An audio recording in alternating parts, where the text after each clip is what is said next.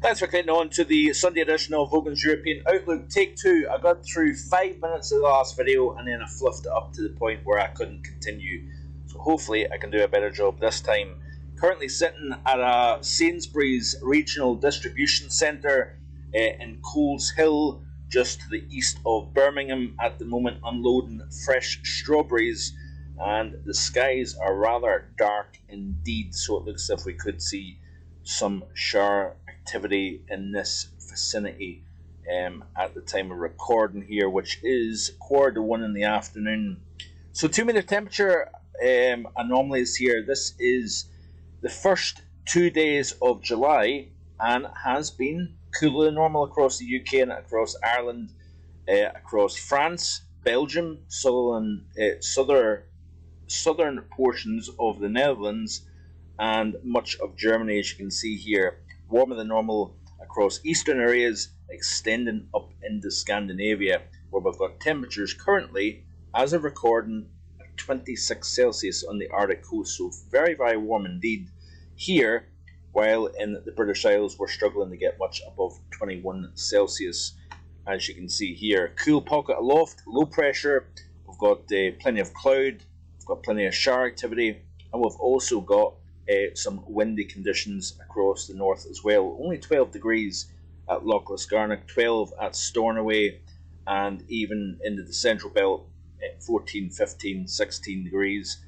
Nothing to write home about. Even down into the Midlands and the southeast, we are just barely creeping into the low 20s, as you can see here.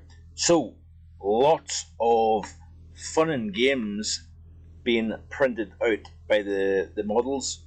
GFS has been printing out 40 Celsius for about 10 days from now, and it's a long way off. I'm not going to buy into that one just yet, but certainly the GFS and a few other models have been very consistent at printing out very, very warm conditions. Not this upcoming work week, but in fact the following work week, which tastes into the time frame that I've been alluding to. 10th through the 15th could see some exceptionally warm conditions for the UK. Exceptional being mid, possibly even the high 30s in the UK. Now, Mum and Dad are travelling down to Shropshire a week on Monday, and I'm going to be starting to warn them that they could be talking about some very warm conditions for their week's stay down in Shrewsbury. So this is Wednesday the 13th of July, and we are seeing some fairly warm conditions moving in at 8:50. Let's get back to the current period. So this is why it's as cool, as showery, and as disappointing as it is at the moment. Low pressure to the north, cool aloft.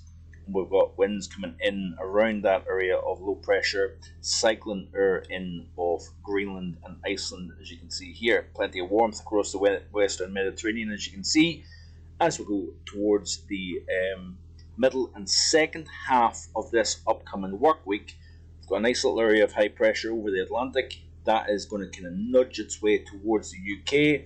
It's going to start to warm the 850s, and even 10 Celsius at 850. You can actually translate that down close to 30 degrees at the surface, given sunshine, wind, and so on and so forth, time of day, for example. You notice here across the north and even down the east coast, we still have cool-ish 850, so the temperatures kind of trim back somewhat. But wouldn't surprise me, towards the end of this work week, we see temperatures knocking the door of 30 Celsius. But it's after that time frame, so that's next weekend and into the following week, there is a potential there for some very, very warm conditions. I mean, more so than the low 30s, like, if I'm being honest with you. So it's a lot, like I say, it's a long way out, folks. I'm not going to start jumping on anything. I'm not going to start hyping things up or what, but there is potential there, and the reason why there's potential is the Mount-Julian Oscillation is moving as expected. Indian Ocean now over Indonesia, and eventually it will move into the western portion of the Pacific. That translates to a shift in high pressure more towards the northeast Atlantic, the UK, western portions of Europe, more troughiness actually over the eastern portion of Europe, and the modelling is seeing that taking place. Now, if you notice here, as we play through the period, and I'm focusing on the 850 temperatures because this really represents the air masses that we're talking about here, and that has a big burn on what kind of temperatures we could expect down at the surface. So as we play through the loop, next weekend, again flirting between cooler and modest warmth. But if you notice here that as we push towards the early and middle portion of the following week, so this is the 12th, 13th of July, we're starting to see warmer air becoming involved in the pattern. Also notice the ridge now starting to focus over Western Europe, including the UK. We're starting to see the trough dropping into the eastern portion of Europe, as you can see here. But look at that there. We've got the 15 Celsius isotherm now moving into the British Isles. Translate that warmth down to the surface, and we could be talking about temperatures into the middle 30s, possibly the high 30s by this time frame. So this is the middle portion of July, and it is a possibility given the overall driving mechanisms in place down in the tropics.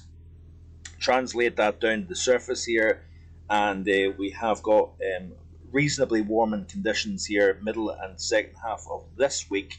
As you can see here, we start to see those temperatures creeping up day by day, especially across more southern portions of the British Isles. Further north, we're still seeing some influence of low pressure, as you can see here. But this is the period now as we push towards Friday, and you can see here a 27, 28 Celsius showing up to the south of London here. Now, as we play through into the weekend and into next week, you can see here that we're starting to see those temperatures continuing to creep up day by day, and there's a 30 Celsius showing up over Kent, as you can see here, Monday the 11th of July. And then as we continue to press through, you can see here that 30s become more widespread across the southern half of the British Isles. This is Wednesday the 13th of July here, and we're seeing temperatures rising further north as well. We could be talking about temperatures in the high 20s, even knocking the door of 30 across places such as Scotland, possibly Northern Ireland, but I'm not 100% sure about that just yet. But certainly, folks, there is a lot of things going on. I want you to keep it right here on my channel. If you don't already, please subscribe to the channel. We're looking at not only the UK and Ireland and even Europe, but we're looking at the reasons why the pattern is going to deliver what could be a very, very hot spell during the middle portion of July. And this is, by the way, part of the July forecast that I've been alluding to since the end of June. So I do, as always, appreciate you watching. Please drop a comment below, and of course, like, share, and subscribe if you haven't already done so. Hope you enjoy the rest of your Sunday. Bye for now.